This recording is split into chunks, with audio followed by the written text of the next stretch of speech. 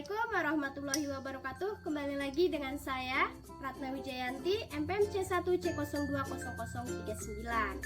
Baiklah, pada kesempatan kali ini kita akan sedikit membahas mengenai liabilitas jangka pendek. Nah, sebelum membahas mengenai liabilitas jangka pendek, ada 3 definisi penting mengenai liabilitas itu, yaitu yang pertama apa sih? Yang pertama itu kewajiban itu akan diakui sebesar kewajibannya sekarang, yaitu maka perusahaan akan melaporkan hutangnya sebesar kewajiban sekarang atau pada periode pelaporannya. Yang kedua yaitu ada berasal dari transaksi masa lalu. Pasti kita contohkan seperti ini agar lebih memahaminya, yaitu misalkan PT A memiliki hutang kepada si PT B. Hal itu dikarenakan adanya transaksi kredit yang dilakukan PT A kepada PT B, maka timbullah hutang tadi. Nah, yang ketiga yaitu pasti akan dilunasi di masa yang akan mendatang. Iya dong, kalau kita punya hutang harus kita lunasi lah, jangan ditunda-tunda lagi.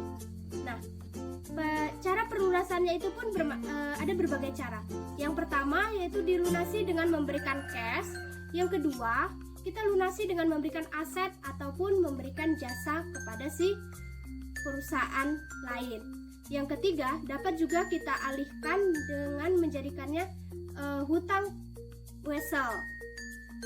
Nah, ini bagaimana kalau kita melakukannya dengan kita alihkan jadi hutang wesel ini gimana sih, Mbak? Nah, untuk mengalihkan kepada hutang wesel ini berarti kita mendebit akun payable kita atau hutang kita yang sebelumnya itu kita debitkan.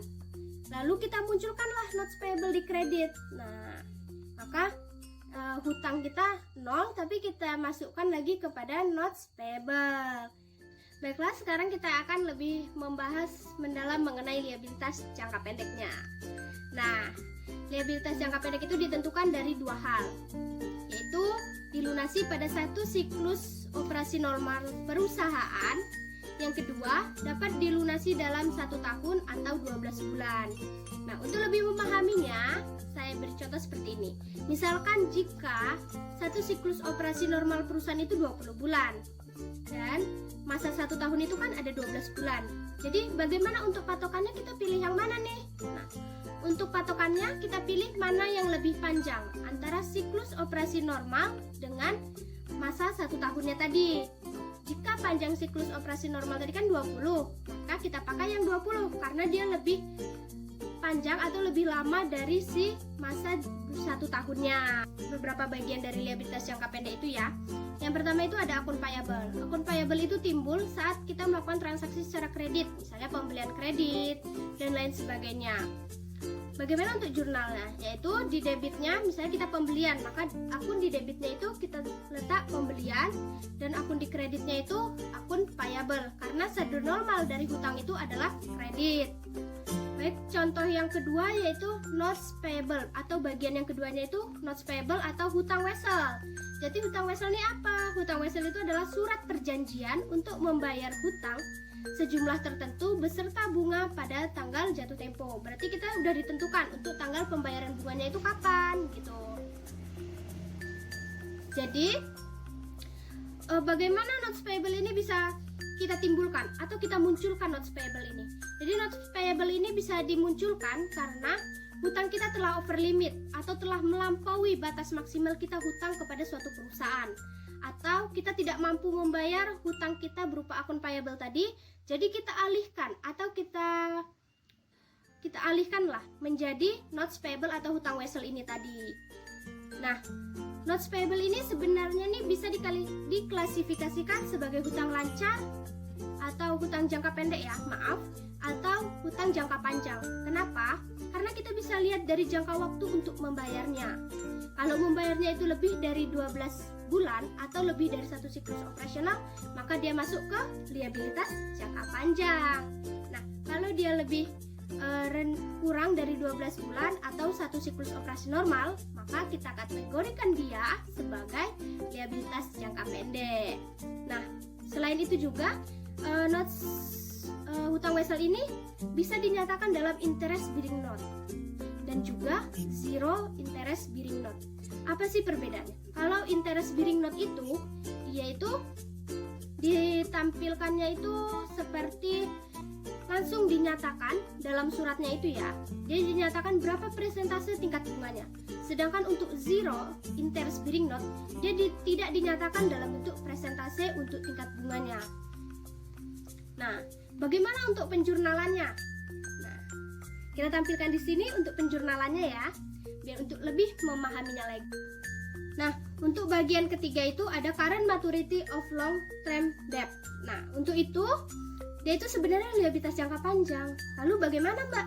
Kenapa kita masukkan ke dalam liabilitas jangka pendek? Nah, ada hal ini yang harus kalian ingat ya. Ini yang harus kalian ingat.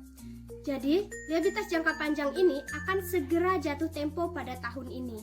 Nah, jadi dia itu kita akui sebagai liabilitas jangka pendek. Maka perusahaan itu hanya perlu melakukan mereklarasi. Jadi, dia itu tidak dinyatakan ke dalam liabilitas jangka pendek jika dan hanya jika 1. Dilunasi dengan didanai bukan dari aset lancar atau bukan dari cash. Artinya kita memberikan aset selain aset lancar. Yang kedua, dialihkan menjadi hutang baru. Kita lunasinya tidak kita lunasi, tapi kita menerbitkan misalnya wesel dengan jangka waktu lebih dari 1 tahun atau 1 siklus operasi normal perusahaan. Yang ketiga, itu bisa juga kita konversi menjadi saham biasa. Nah, itu. Yang keempat ada short term obligation expected to be refinanced. Ada 2 kemungkinan nih dari si short term obligation expected to be refinanced ini ya. Dia itu bisa jangka pendek dan juga bisa jangka panjang. Dan yang kelima ada dividend payable. Dividen itu sebenarnya kita ambil itu dari mana? Kita ambil dari saldo laba atau return earning. Nah, jadi dividen ini dia itu akunnya itu saldo normalnya berbanding terbalik dengan sub akun utamanya. Sub akun utamanya kan kredit, tapi dia akun normalnya adalah debit. Ada 3 tanggal penting dalam penetapan dividen payable ini. Yang pertama, yang pertama ini penting ya. Yang pertama itu tanggal pengumuman. Berarti perusahaan itu mengumumkan kepada para pemegang saham bahwa dia akan membagikan sahamnya. Atau dia akan membagikan bukan sahamnya, maksudnya dia akan membagikan dividen gitu. Bagaimana untuk bentuk jurnalnya, Mbak? Ada dua opini ya. Yang pertama itu dividen pada dividen payable, atau bisa juga kita langsung mengurangkannya kepada return earning. Return earningnya di debit dan kreditnya adalah dividen payable. Ini sebesar dividen yang akan kita bagikan. Lalu tanggal pencatatan. Nah, malah pada tanggal pencatatan nih kita nggak perlu penjurnalan loh. Padahal kan dia tanggal pencatatan ya. Tapi sebenarnya pada tanggal pencatatan ini perusahaan hanya melakukan pendataan kepada para pemegang saham mana sih yang berhak untuk menerima dividennya. Dan yang ketiga yaitu tanggal pembayaran. Nah, pada tanggal pembayaran inilah baru kita membuat jurnal. Di debitnya yaitu dividen payable dan kreditnya cash. Kalau kita membayar dividen itu dengan cash. Ada juga dividen non tunai ya. Akan kita bahas untuk materi-materi berikutnya. Yang keenam ada value added tax payable. Ini PPN. Nah, hal ini ada yang PPN ini ada yang langsung terdapat dalam suatu harga jual produk. Bisa juga dia di luar dari harga jual produknya. Lalu bagaimana Mbak untuk penjurnalan pajak PPN ini yang ada di dalam produk, di luar produk? Kalau untuk yang di luar produk itu, maka di debitnya ada akun cash. Karena kita kan jual barang, terus kita menerima uang beserta pajaknya. Nah, di debitnya cash. Lalu sales di kredit, sales revenue atau pendapatan penjualannya itu, penjualannya sebesar harga jual produknya tanpa pajak. Ingat, dia di luar dari pajak. Jadi misalnya 20.000, PPN 10% kayak gitu. Lalu di kreditnya ada value added tax payable. Nah, inilah PPN-nya kita pisahkan. Jadi nanti debit dan kreditnya akan seimbang. Lalu bagaimana untuk perlakuan yang di dalam harga jual, Mbak? di dalam harga jual itu jurnalnya masih sama kok untuk penjurnalannya. Yang perbedaannya itu apa, Mbak? Lalu bagaimana cara kita memisahkannya itu? Nah, untuk memisahkan pajak yang di dalam harga jual itu bagaimana? Nih, ada rumusnya ya. Saya buat di sini rumusnya. Nah, itu yang pertama, rumusnya itu 10/110 kita kalikan dengan harga jual produknya. Kenapa dia 110, Mbak? Kenapa nggak 100?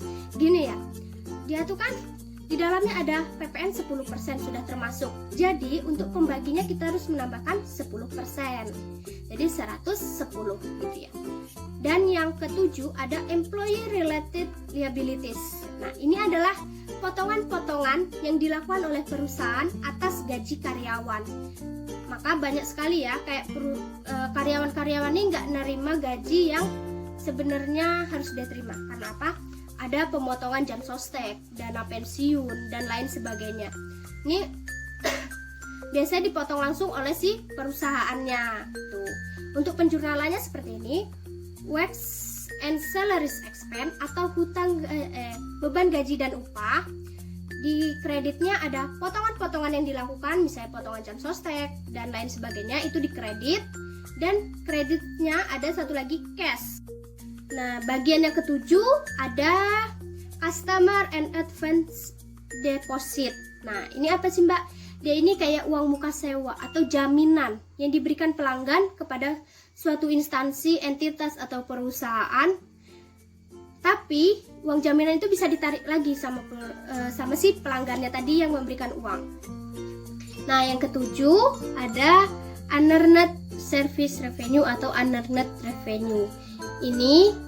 Dia ini bisa timbul karena apa? Yaitu perusahaan telah menerima uang dari si pelanggan, tapi dia belum memberikan jasa nih. Nah, kita akui sebagai apa coba? Nah, dia ini kita akui sebagai hutang kepada si pelanggan sampai kita memberikan jasanya kepada pelanggan, barulah kita juga boleh mengakui dia sebagai pendapatan, bukan hutang lagi kalau kita udah berikan jasa. Karena kembali lagi kepada prinsip pengakuan pendapatan, yaitu kita boleh mengakui pendapatan jika kita telah memberikan jasa kepada si pelanggannya. Bagaimana untuk penjurnalannya, Mbak? Kalau kita menerima unearned revenue ini, nah, yang pertama cash, ya, karena kita menerima uang dari si pelanggan. Berarti kita mengakui adanya cash bertambah di debit, dan di kreditnya unearned revenue. Karena pengakuannya sebagai hutang, maka dia bertambahnya di kredit. Yang bagian ke-10 ada sales tax payable atau pajak penjualan. Maka ini contohnya kayak kalian makan di suatu kafe, kalian bayar 22.000 padahal kalian makan cuma 20.000 kayak gitu. Itu sebenarnya ada pembebanan pajak penjualan sebesar 10%. Maka untuk penjurnalannya seperti ini. Di debitnya ada cash karena si perusahaan itu si kafe itu menerima uang dari pelanggan sebesar harga makanannya ditambah dengan PPN-nya. Maksudnya ditambah dengan pajak penjualannya berapa. Di kreditnya ada revenue atau pendapatan sebesar harga si yang pelanggan makan atau harga produknya. Lalu ada sales tax payable, pajak penjualan yang masih menjadi hutang bagi kafe sebesar 2.000 atau sebesar 10% dari yang pelanggan tadi makan kayak gitu. Baiklah, cukup segini yang saya sampaikan. Mungkin hanya ini saja. Lain kali kita akan berjumpa lagi dengan topik-topik yang lebih hangat lagi. Tetap semangat.